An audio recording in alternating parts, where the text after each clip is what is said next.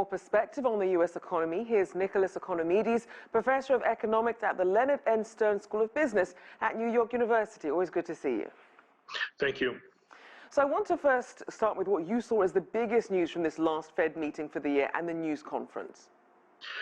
Well, the big news is that the Fed is taking inflation seriously, and also it has formed the opinion that it's not transitory. It's not something that is going to go away if it does nothing.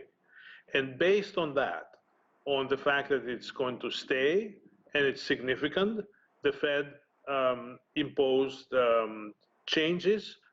It's going to buy fewer securities, fewer bonds, and the interest rates are expected to increase in the second half of 2022.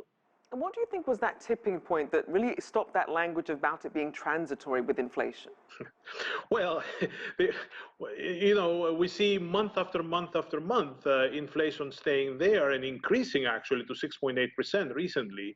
So the Fed doesn't come out and say, well, we made a mistake, we didn't assess it right, but essentially their actions indicate that they understand they made a mistake, and now they take inflation as they understand inflation as non-transitory and take significant measures to reduce it. And we also did see that the last jobs report came in weaker than expected. How much does what's happening in the labor market factor into their decision about rates? To some extent, the Fed would like full employment, but don't forget that the federal government has another bill that is going to hit the market. It's another huge bill of $2 trillion. I'm sorry. So there is going to be more money circulating pretty soon, additional money. So I would not worry much about employment at this point. I think we're not far away from full employment. And I wouldn't say that the Fed based its decision based on employment numbers. So then which other indicators might play the biggest role in their decision-making on the timing of these interest rate hikes that they say will be coming in the coming months? I think the inflation that is going to be reported month after month, even though the Fed says here's our path, that's what we're going to do in the next year, this stuff is not written in stone. It depends on how inflation numbers show month after month after month, and the Fed can, in fact, change its path. Not really I should say, not change its path, but fine-tune its path.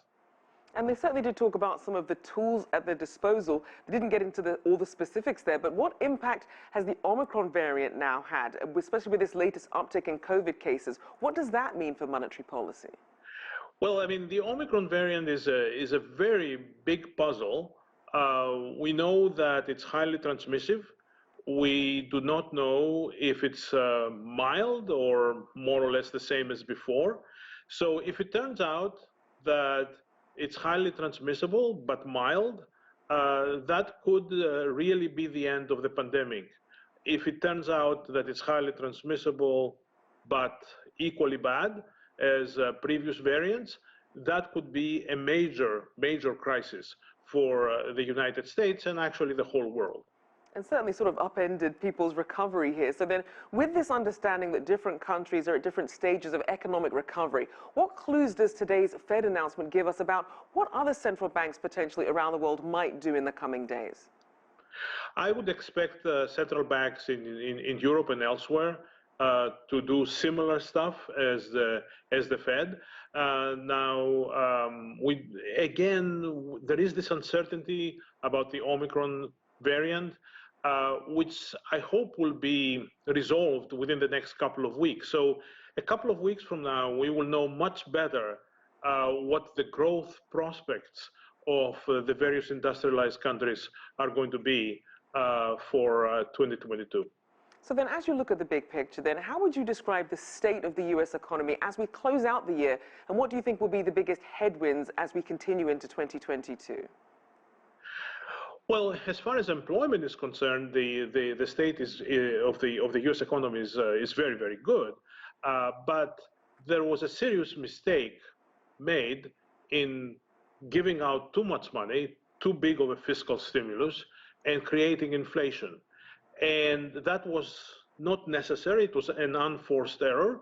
And unfortunately, it's going to stay with us for some time and forces the hand of the Fed to increase interest rates, which will slow down certain parts of the US economy.